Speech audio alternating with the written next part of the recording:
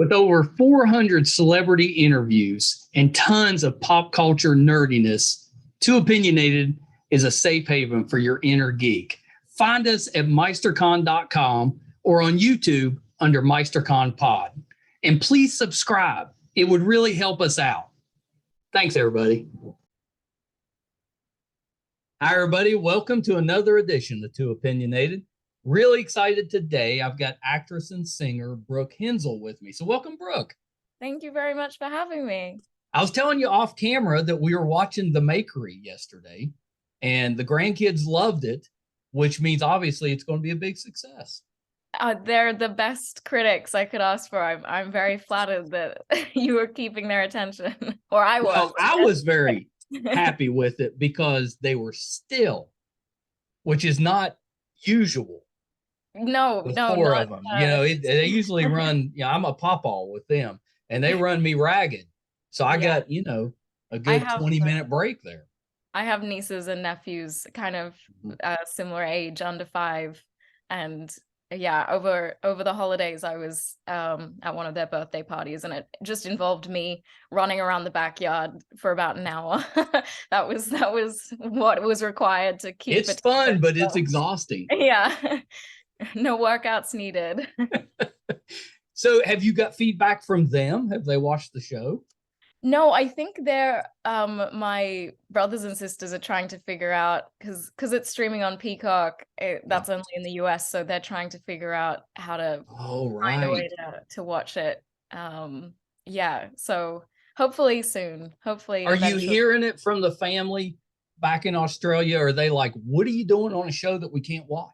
Oh, yeah, no, they're very annoyed with me. Like, sounds nice, but yeah. Or maybe they don't believe me. And they're like, well, that's it. Maybe they're like, okay, sure. There you are. So, Brooke, let's start this way. Tell me a little bit about what made you want to get into the entertainment business. And growing up, were you more of a singer, or did you have an interest to get into acting?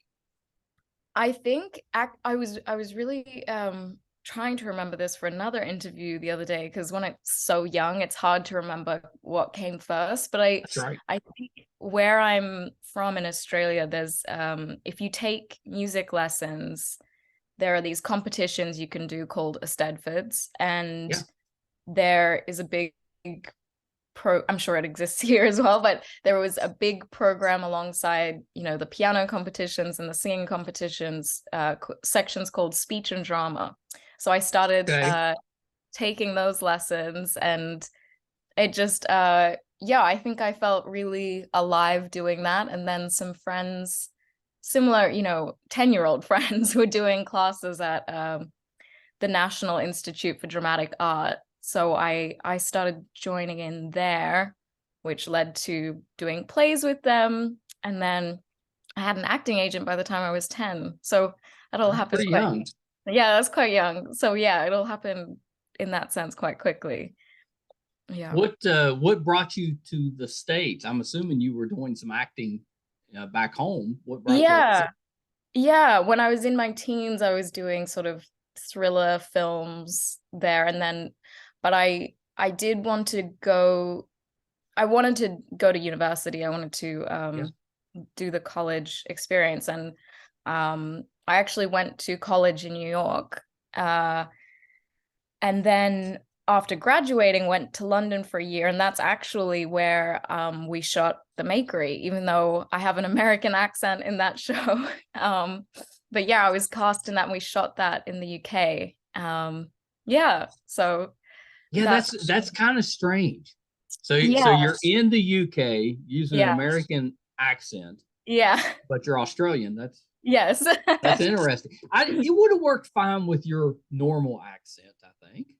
That's kind of you to say.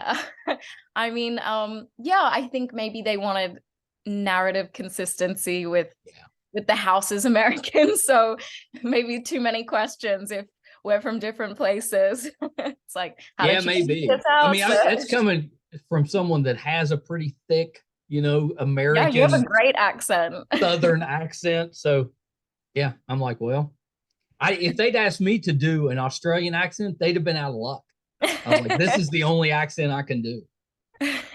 I'm sure you would have got there in a day or two. It's not too. I actually taught an actor friend recently how to do the Australian accent, because whenever she tried it, she was doing a Cockney accent. And I realized there was a reason why she was doing that. And I said, okay, keep doing that, but make your mouth move as little as possible. And it worked. That made an Australian accent. How does that work? What was the word or the sentence that she was trying to say? I have no idea what she was trying to say. I mean, it was probably something really Oliver Twisty for some reason. Or maybe it was, like a "G'day, mate" kind of thing. It was like, "G'day, mate." It was just a bit too much. And then I remembered this French teacher in high school yelling at us all because she was like, "Australians don't move their mouths, but when you speak French, you need to move your mouth." And so I went kind of in reverse. I was like, oh, well, then in order to speak like an Australian, you need to just keep everything as still as possible. Now, because I talk to a lot of Australians on the podcast, now I'm going to be like staring at their mouths. Yeah. To see if they're actually moving it. Yeah. There's also a theory. I wonder if, because as you said, you have a Southern accent. I wonder, there's this theory that the closer you get to the equator, the slower and longer you speak, and the vowels stretch out. I think that's interesting. That is interesting. Yeah. Something to think about. We could do a whole podcast just on that. Yeah. Just keep inviting people in, ask them how close to the equator they were born, and now speak a bit for us. Well, you pulled off an American accent really well. Like, if I didn't know that you were from Australia, I'd have thought you were. Thank you very much. Thank you. Yeah. That was pretty good. Did you pick that up in college? I guess so. I guess that's why it was easy. And then also, when I was doing plays in college, to fit in with the rest of the cast, I would usually do an American accent. So I think I picked up a little bit of practice doing that. Although my family accused me of, you wouldn't think right now that I sound American, but my family accused me all the time of sounding American. I do every now and again, I say, sure.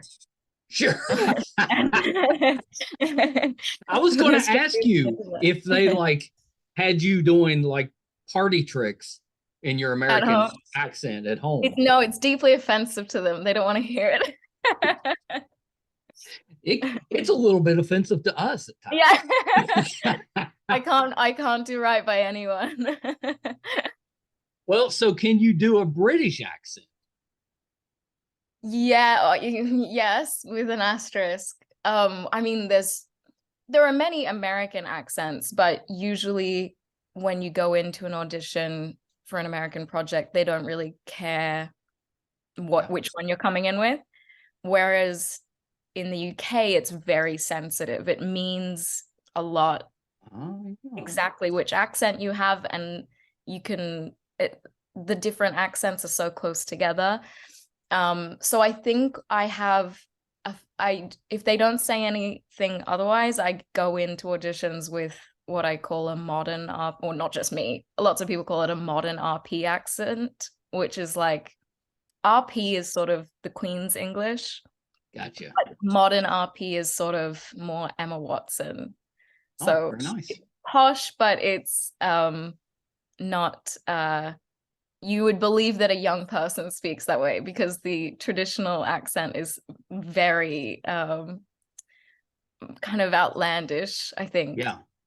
Well, that makes sense, because now you've got me thinking, because there's a lot of British actors that play American roles, but you don't see the reverse as often.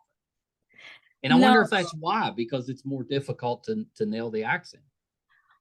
I don't think so. I think I actually think that might just be all about when you're a young actor in Australia or the UK, you know that if you have a wonderful career, one day someone will ask you to do an American accent.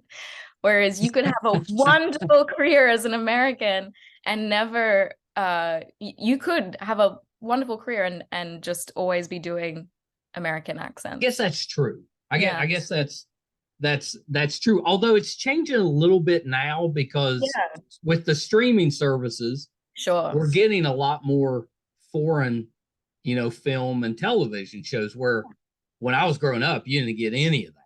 Yeah. Not even from the UK. But now, I mean, you turn on Netflix or one of the others, and half the shows on there are in a different language. So maybe you're exposed to it a little more. So maybe that'll change. But you're watching so much American entertainment. Yeah, if you were working here, you wouldn't have to go anywhere else. Yeah. I wonder what it will. I'm sure that will change over time in lots of unexpected ways. Although, even with the expansion of streaming services, I remember auditioning for something that was going to shoot in Germany, but was being run by a Dutch company, but I was going to be doing an American accent. And it was being funded by Americans. So it's funny that like things can be coming from actually all over, but there's still a big American influence. Yeah, I think to me that's interesting. People watching are like, would you move on? Just move on. I'm like, this is good stuff. Sorry. I feel like this one's on me. So let's talk about the Makery a little bit. Yeah, sure. How did that role come about? Did you audition for it, or did somebody have to pitch that show to you? No, I mean, I auditioned like most actors. First round was a self-tape, and gosh, I looked back at it recently, and it's always very strange. It was very strange having worked actually on the show for so long, looking back at that self-tape and being like, I don't know why they called me back in, actually. They saw something. I guess so.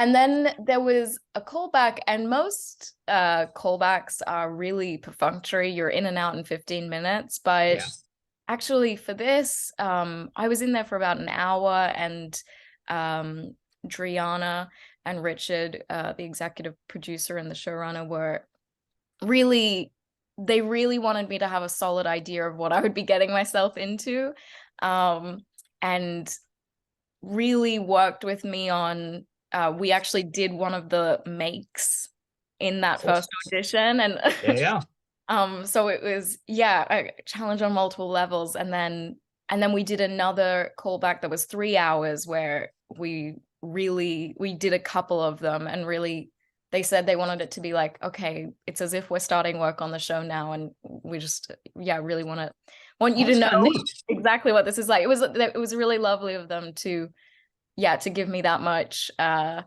prep before. Are you working like on your own a lot of the time, like in a room without other actors to act off of, or the voices and stuff still there? There were no other actors on this show, especially with COVID. They actually designed the way the show is written was actually designed for COVID regulations on set.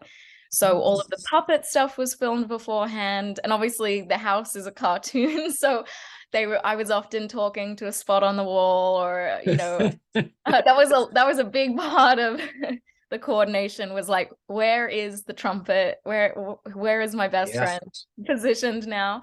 So that component, that didn't really come up until we were really on set and doing it. That was a challenge I hadn't I guess in my head I was like, that's something you really can't train for by yourself. I can't in my room like figure out teach myself how to act with a cartoon, or I guess any. Did you practice like talking with chairs and different things in the room? I definitely ran lines, by myself, which that's on any project, but yeah, it's still there was still something odd about that part, the invisible character on the day. It's a really fun show. Like it kind of, it doesn't match or correlate exactly, but it kind of reminded me of a Blues Clues type of show where you That's had some animation and then a live yeah. person. I don't know what it is exactly, but as soon as I started to tell people that I'd done this show and I was looking for a good comparison, Blues Clues really came to mind. Yeah. I think it is that um that one central character talking you through what's going on, and then that funny animated character. Yeah, I think that's what got me. Like within a minute or two, I was like, "Well, it kind of reminds me of Blue's Clues." Yeah, I guess it's the relationship. Actually, that's a really sweet thing to realize. That might be the core of what the show is. Yeah, not a terrible show to be compared to if you're doing it. No, not at all. I'm so flattered. I grew up on Blue's Clues, so yeah, it was very flattering. Yeah, the question is though, who was your guy on Blue's Clues? You know, did you start with the original guy or did you have one of the next two? I think I was Steve, I think. Okay, Steve was the first one. Steve was the first one, right? Yeah. I think I was the right age when the next sorry to the second guy. I don't know. I think it was Joe, maybe. Okay. I'm not 100% on that. Apologies if he's listening and it's not Joe. We don't upset. Maybe Joe. I think maybe I was at that cusp age of like slightly aging out of it as he started. Might be. Yeah. Yeah. Well, that's my kids when they were growing up. It was Steve. Yeah. And then it kind of transitioned. And then recently they did the movie. It had all three of them on there. There's a movie? There's a movie. It's got all three of them on there, which was wow. I want to go and seek this out. I had no idea. That's wonderful. You need to check that out. Yeah. See, what you need to do now is you need to have Steve come visit the Makery. That's I'm pitching that. That's wonderful. I'd love that. Crossover. And that would be wonderful because that was a mystery show, really, wasn't it? Blue's Clues. We have to figure. It was, yeah. So maybe there could be an episode of the Makery where we try to make something, but all the pieces are missing, so we have to go find them. Yeah, you have to go find them. That would be wonderful. Yes, perfect. He could bring his little notebook. Yeah, hopefully NBC is listening to this. I'll send it to them. I'm going to be watching with the grandkids one day, and it's going to be an episode. That episode. I'm like, hey. Yeah.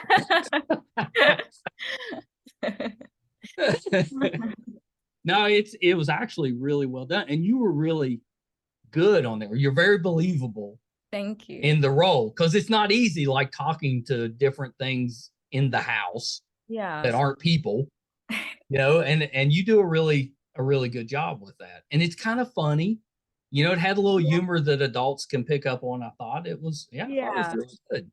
I definitely have like favorite episodes. I really enjoy the episode where there's a mouse stealing a bunch of stuff. That was like comedically fun for me. But yeah, I think I benefit a lot from. We had 2 weeks of rehearsal before we started filming. That was really helpful. Did you learn any crafts? Oh yeah, big time. I mean, just between you and me, I'm not as good as I seem on the show. I had a really wonderful art department helping me out. But I do think I improved a lot. My favorite make was the spooky wax picture, if anyone is wondering, because that's quite easy. Actually, this is a good tip. Any parents listening who are watching the show, if the kids are asking to make one of these, spooky wax picture is really not that bad. It's really, that's a quick one. Yeah. See, I feel like I need to come visit the Makery because I'm probably the worst, most uncrafty person ever. Like I used to get anxiety in art class. Everybody else is loving it. It's art class. They love it. And I'm just like, oh, I know I'm terrible. No. I think that would be a fun episode. Art's so try to teach me something. The Makery is, whenever I was doing a really tricky one, I would get frustrated that sometimes in the script, the Makery comes in and magics something together for me. Mm. But that sometimes just leaves me to struggle. So I was always wondering about the logic of sort of when sometimes he has magical powers and sometimes he's like, no, Brooke can figure sometimes he gets tired. Yeah, fair enough. Fair enough. It takes a lot out of you to do the magic. Yeah, I'm sure. It's probably a limited resource.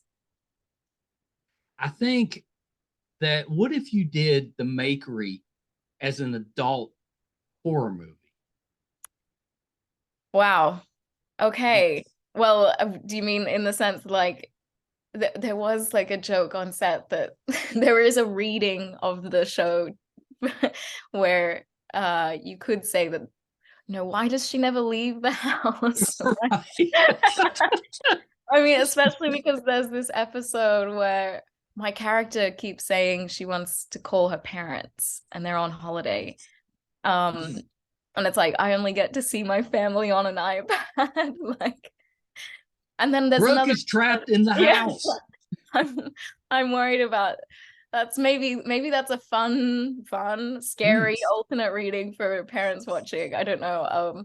Yeah, another one where I prepare for a dinner party and I insist that all of my friends are coming over. Then we have the dinner party and no one comes over. It's just me in the house again. I'm starting to feel kind of bad for Brooke. Yeah, it's a little ominous. We have got to get Steve over there. Yeah, yes. He can solve why you never leave the house. Goodness, this got really dark. Yeah. It did. You don't want me as the showrunner. I will mess it up. Yeah, I actually just after the Makery, I did a comic horror film actually. Ooh. So in a sense, maybe I'm just doing horror. There we go. Line. Well, I was going to ask you if there was a genre that you wanted to do now that you've done this. I would think acting in a room by yourself, you could do about anything. You're having to do I do find it, I do think it's a lot more challenging. It's a lot easier when there's someone else there to react against. For sure. I would love to be doing, I would love to do some dramatic pieces. I think as a kid, I desperately wanted to do period dramas. So that would be a dream. Well, you've got the voice for period drama. An Australian accent. Yeah, it works for me. I'm like, yeah, put her in a period. I guess yeah, they only just redid Picnic at Hanging Rock, I think. That's another horror movie. Yeah. But yeah, maybe one more time. One more time, why not? Why not? That's what we do. There's I shouldn't say that, but there's not a ton of new ideas. They're mostly just repackaged. I guess there's some financial security, isn't there? Or suppose it. I think there's an idea that it is safer to redo stuff that people like. That's right. Then I don't, but then I look at stuff that really wins people's hearts, like Everything Everywhere All at Once this year. That's totally original. Yeah. That was a fun movie. Yeah, and people really went to see that. So I think the unfortunate thing for people investing in the industry is there aren't sure bets. Yeah, that's true. That was such a fun movie. I had to go see it because it had the actor, that was a childhood actor. Yeah. But then he stopped acting. In Indiana Jones, right? I think. Yeah, he was in Indiana Jones and the Goonies, and then he stopped acting. And I was like, oh, he's coming back. I got to check that out. And yeah. I actually went to see it while we were shooting the Makery. I had a night off and the makeup artist, and I went to see Everything Everywhere All at Once. It was a really fun time. It was a good night off. Yeah, that's pretty good. I don't know if you're in the entertainment business, does that count as a night off, or is that just like research? No, I think if it's not, if you're not doing anything where like, oh, I'm playing a detective, so we've got to go and watch a bunch of detective movies. If it's not that specific, then you have to continue like doing things for the love of it. Otherwise, you lose sight of why you were doing it in the first place. That's right. I think that's right. Do you get to sing on the Makery?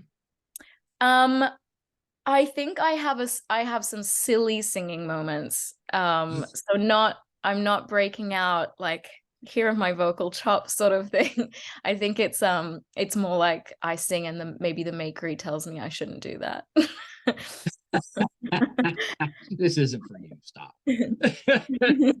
No, you've got a beautiful voice. Oh, thank you. My wife and I were listening to Abbey Park, Oh, and yeah, it's really good. It's I don't, I'm terrible at describing anything, but it's kind oh, of like so am indie I. rock with a little bit of pop.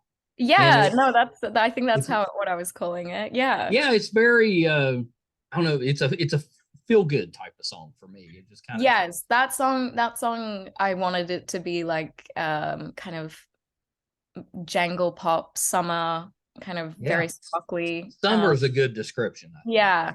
But then the EP I just released is sort of the total opposite. I've noticed that on Spotify you can see what playlists people are adding it to, and people are adding it to like cry in the shower, cry in the car. I'm like, oh my goodness. I don't know if I've done a service or I've done something terrible to society here, but it's because I wrote that in the very beginning of lockdown. So I was just like Yeah. inside alone. It was Emotional kind of time. hard to write really upbeat stuff Right. in that climate. So in my defense, I wasn't trying. What's the does the EP have a title? Yeah, it's called Blue Room. Blue Room. Yes. Yes. Yeah, that doesn't sound summery to me. No, I guess maybe I'm doing the seasons. Maybe. Oh yeah. Yeah, I'll come back and do some transitional music. No, I thought your voice was really nice, and that's my wife. She's all about the playlist. So she's like, I'm Okay. adding her on. I'm adding her in. Oh So I wow. have to ask her. I'm like, flattering. what kind of playlist did you put her on? Oh yeah, I'd love to know I have to that. find out. That Yeah. song seems to go on people put that on like Picnic, which is very flattering. Love Yeah, to. it totally has that type of sound. Yeah. I said it's like a hanging outside type of song. Yeah, definitely. Definitely. That's pretty good. That's pretty good. So do you have plans to release more in the future? Yes, definitely. Yeah, I think it just that EP took so long because of COVID stuff. My producer was in a different state, sheltering in place there, and we tried to do Zoom recordings, and he would send me instruments in the post. Yeah, it's not easy. And it was like some of it worked, some of it didn't, and I'm a little bit hopeless with the tech stuff, so he was giving me lots of instructions, and some of the time I figured it out, and some of the time, yeah. Well, do you plan to do some live shows at some point? Yes, I would really love to do that. I think I've just been I only just kind of finished wrapping that horror movie, so I that's kind of maybe a next focus if I have time before a next. Unless somebody snaps you up. Yeah. That's what acting, you never know. No, that is the tough thing, but also the nice thing that you tend, even if you're as they say, booked and busy, you tend to have this time between jobs where you can pursue other. That is nice. Yeah, that is nice. I was going to say that you should do some festivals, but you need to lean more toward the summer songs, I think, for festivals. Yes.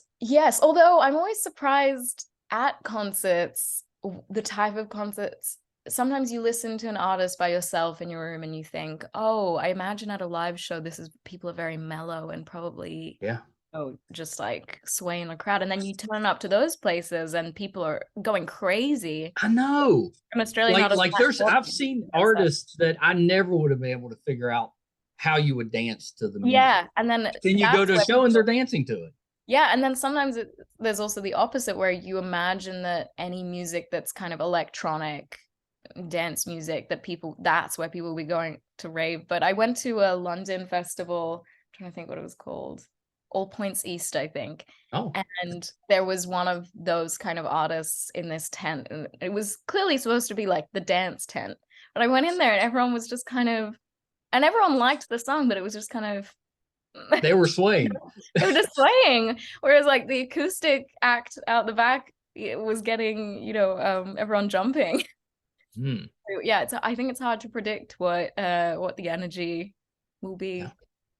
Yeah. The swayers, that's my people. Yeah, I can hang out with that crowd. Like, all right, we can sway. Yeah, I'm always shy in the beginning. I start as a swayer and then let loose. Yeah. Once you get comfortable, then you exactly. You can dance a little bit.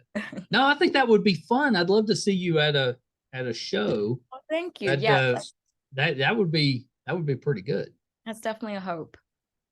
I'm sure it'll happen. You got to do the small stuff. You got to do a few of the little small venues. Yeah. I think it'd be easier to figure out, what instruments are logical to be including in a set, maybe just around New York or in London, and then kind of build out from there. Yeah. Do you play an instrument? I'm a classically trained pianist. Very nice. Yes, and then I play some guitar, but I'm far less willing to. I'm certainly not the person who's going to whip it out at a party and kind of force everyone to listen to my guitar playing. That's do they ask you to play piano at the party? Well, often there isn't a piano at a party is the problem. I did once in college. There was this one place where people would have parties, and they had a grand piano in there, and I remember sending the venue this really stern email about how their piano was out of tune. Which was kind of an indicator of how fun I am as a person, but I think I'd been encouraged to sit down and play and thought it wasn't up to scratch. Well, there's nothing worse than a piano out. I was like, it doesn't really matter how well I do. No one wants to hear this. That's a travesty. We've got a, I mean, it's old, but it's a player piano. And we have a terrible time keeping it in tune. I guess because it's so old. It's also, it weighs like 5 tons. Like it's never going to be moved. If we sell the house, it's staying with it. It comes with the house. Comes with the house. They get harder and harder with age. My dad and I, when I was like a teenager, my mom sent us. This is in Australia. The movie Moulin Rouge. Oh yeah. I guess, I don't know whether it was shot in Australia, but I guess because Baz Luhrmann and his wife are Australian, all of the props, for some reason, many years later, they were having a sale of all these props from the movie. And I don't know what possessed us, but my dad and I bought the piano. Oh, that's hilarious. No one else wanted it, and we brought it back home, and it doesn't work. I've insisted, like, 'cause it's ancient. They clearly bought it broken because it would only be seen and not heard on film. And not heard, yeah. Yeah. And what's a conversation piece now? It's a big conversation piece. My mother would complain. It's like a good portion of the house. Do you dress up like you're in Moulin Rouge and take like Christmas photos at the piano? We should. We're not organized enough as a family to be a Christmas photos family, I think is the major issue there. But sure, that would be a great. You got to find some use. Yeah. Well, I've always maintained that like it's just too expensive to fix, but I've always said, well, I just need to become successful enough, and then I'll fix the piano. And then you'll fix it. That's my financial. I think you need to tell people that when you're auditioning for roles, and maybe they'll be like, oh, we got to help her out. Oh yeah, they'll understand how dire my cause is. Oh, she really needs the money. She really needs it. We're gonna have to give her a part. Anytime I try to bargain with my agent, the agent just says like, look, she really needs the money for this piano. Did you do theater growing up? Yeah. I mean, that's definitely how I started. I as I said, with the National Institute, that's all theater. I was doing A Midsummer Night's Dream, Alice in Wonderland, And then I also did music theater at home. I did Did you play Alice? I was the Mad Hatter. Oh, I love that. Yeah. No, actually, I wasn't the Mad Hatter. I was the March Hare. Oh, that's even better. Yeah, yeah. But the spin on this version of the play was that we were sort of gangsters. The March Hare and the Mad Hatter were gangsters. Yeah. So it was that was the bold choice we were going with. Yeah. The Midsummer Night's Dream was far more conventional. I was just the fairy, and although I did some tap dancing in that, and I don't think that's typical for Shakespeare. So I do not think I've seen tap dancing in Midsummer Night's Dream. Yeah. I was like, ever? You should look it up. My granddaughter, I've got 3 grandsons and a granddaughter, and she had her first dance class last week. She just turned 3. Sweet. And she came over and she was very proud of her tap shoes. So she was running all over. We got wood floors, and it was just beating them to death. Right. I was gonna say you were probably also proud for 5 seconds, and then you realized they're really loud. They're really loud. Yeah. And they can do damage. I mean, that's why dance halls look like where the floor looks like that. Well, that's right. Yeah, that's right.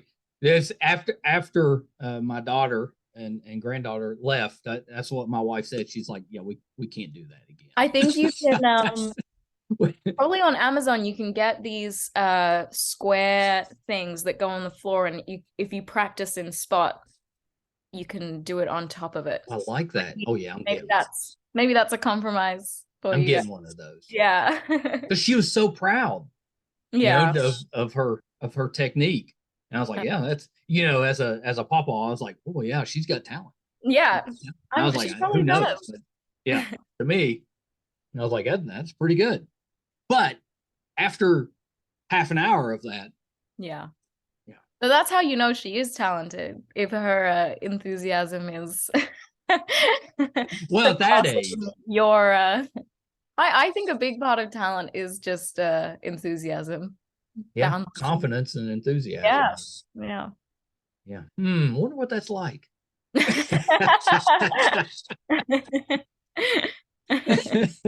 So what's the name of the horror movie? It's called The Boogeyman. And it's Are you the boogeyman? No, I'm not. Though someone the other day asked me, they were like, oh, if you could play a different character in that movie, what would it be? I was like, the boogeyman. I mean, he wears this disco mask. Disco mask. I say that like that's a thing and you should know what that means.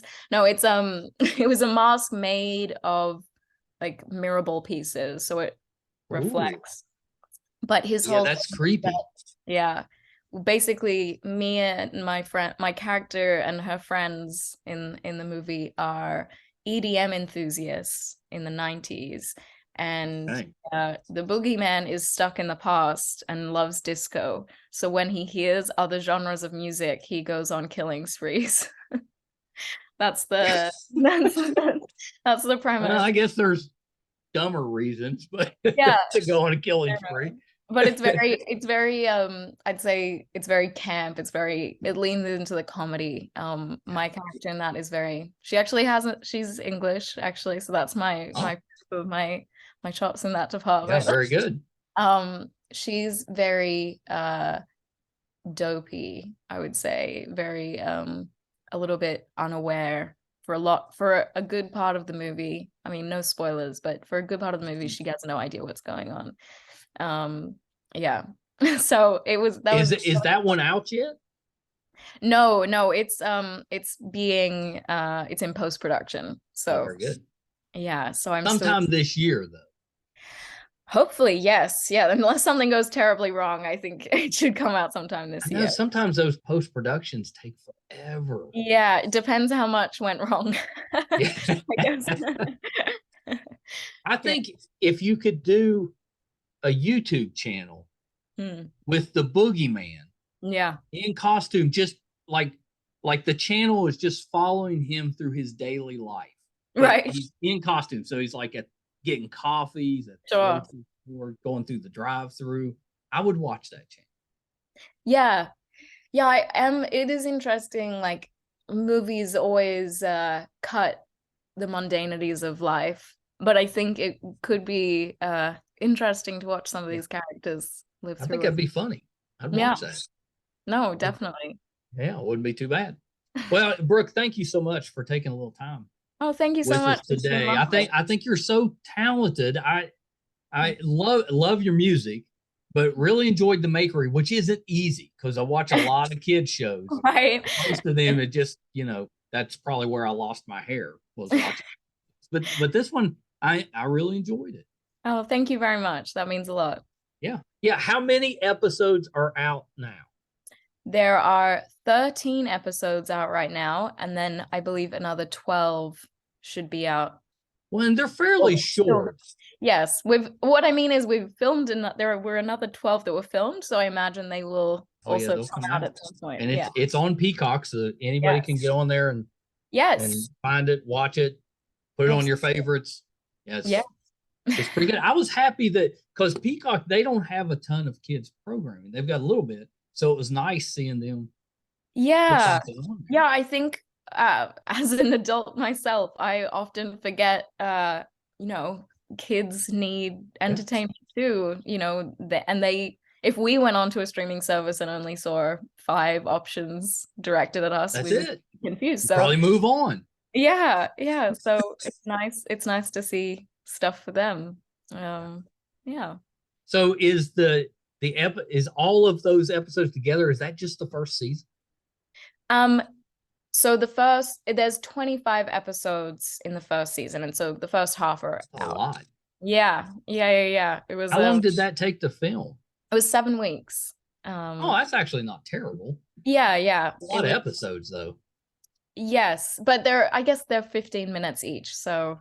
Yes, which I love. Right size. Because attention span wise, that's perfect. And then also I think sometimes parents put kids in front of the TV because they just need 15 minutes. That's right. Yeah, you just need a few minutes. Whatever you're doing around the house. Whereas if you put something on that's an hour long, then you have to do that thing of like, I know I gave you this, but now I have to take it away. And that's often, I'm sure, a tantrum inducing thing.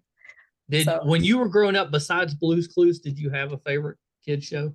I believe I was a big Wiggles baby. Oh, my son was too. He loved Wiggles. They're great. They're back. They're still going strong. Yeah. Yeah. They even added a woman to the group. Yes. Which I thought she's really good. Yes, she is. I assumed that they were done because it's been so long, but they're still they've got new ones and the old ones on there. Yes, no, it's like James Bond. Like it'll just go forever, and it'll probably become more and more contentious who's gonna become the next Yellow Wiggle. Well, if the role comes open. Oh my goodness. Yeah, I'm emailing them every day. Excuse me. Well, so a couple things, Brooke, before we wrap up. Is there anything else that you're working on that we can kind of keep an eye on?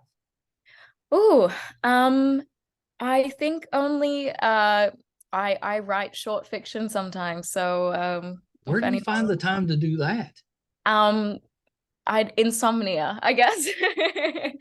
So yeah, if you watch my show and you listen to my music and you still are interested in more, you can find short fiction online. Yeah. So what kind of fiction is it? Is it like sci-fi? Is it? No, I would say it's kind of surreal, kind of dark. Okay. Yeah, it's certainly not for the same audience as the Makery. Yeah. Or is it? Yeah, it depends which version of the Makery you're watching. If you're watching the Makery where like I'm being held captive, sure, that's the Yeah. So last one before we go is, where can we find you on social media? Do you have a website? If we want to go looking for the short stories, where can we find them? You can find all of my stuff really is on Instagram at Brooke Henzell. Yes, there's no cute nickname. It's just my name. Yeah. Well, Instagram's kind of the nice one. Yeah. It's what more like what social media was supposed to be, I think. So. Yeah, I think that's why I've gravitated there, because Facebook now seems mainly news. Like if I go on Facebook was like for 5 minutes was great. We're like, oh, I get to catch up with all the people I haven't seen in for a while. Yeah. I can put my pictures out there, and then it went south really. Yeah, and then Twitter is obviously that's you only get on Twitter if you're angry. Yeah. Or if you just want, you want to get into the. Well, you want to be angry, actually. Yeah, you want to be angry. Get on there. If you've forgotten why you were angry, you can go on Twitter and remind yourself. No TikTok for you? I have one of those TikToks where I don't post anything, but I lurk. Yeah. I know all about that. There's some really talented people on TikTok. Absolutely. No, and I'm always watching them and marveling at their talent and thinking, oh, I wonder if there's a way I could be good at TikTok. And I don't know. I think unless something comes to me organically, I don't want to force it. That's kind of what it is, right? Mm-hmm. If you're in the right mindset where you're coming up with something, it just kind of strikes you. Yeah. Then that's one thing. But if you're having to actually create stuff, I think it'd be really hard. I think it puts a different pressure on too, because if you just put something up because you thought it was funny or you were having a good time, then you're not, I don't know, it seems more difficult to reverse engineer it and think, oh, what would people be interested in watching as a TikTok? I think given how bite-sized it is and how weird virality can be, that seems, I mean, I'm sure there are people who are doing it successfully. That just sounds very stressful to me. There are. Yeah, there definitely are. Yeah. But you're on Instagram. We can find you. I'm on Instagram. So when you release your music, do you put that on Instagram as well? I know it's on Spotify and some of that. Yes, that's the place where I will announce that I've released something new. Yes. Is there anything new upcoming? Goodness, no. I guess eventually the second half of the Makery season.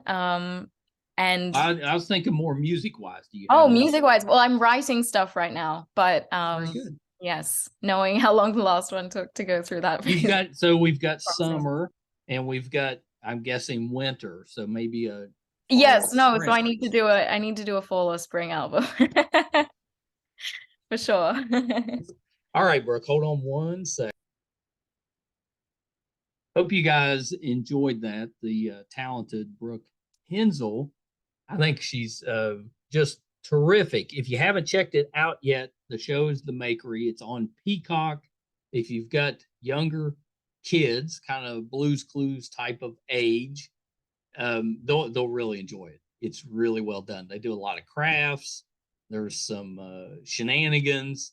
Brooke is terrific. She's likable. It's fun. It's take it from somebody with grandkids that have really enjoyed it already. They'll like it. So check that out. The Makery on Peacock, and also check out Brooke's singing. The song that we really liked was Abbey Park, but she has got many songs, got an EP out, and you can find her on Instagram. So make sure you do that. Give her some support. She's just getting started. We want to see more of her. So help her out. If this is your first time watching or listening to us, and you're like, well, these guys are okay. The guests are good. These guys are okay. But you'd like to see some more, we'd appreciate the help. And you can support us if you're watching. You can go to YouTube, MeisterCon Pod. Just subscribe. Really would help us out. Just hit that subscribe button. If you're listening, wherever you're listening to your podcast at, subscribe there.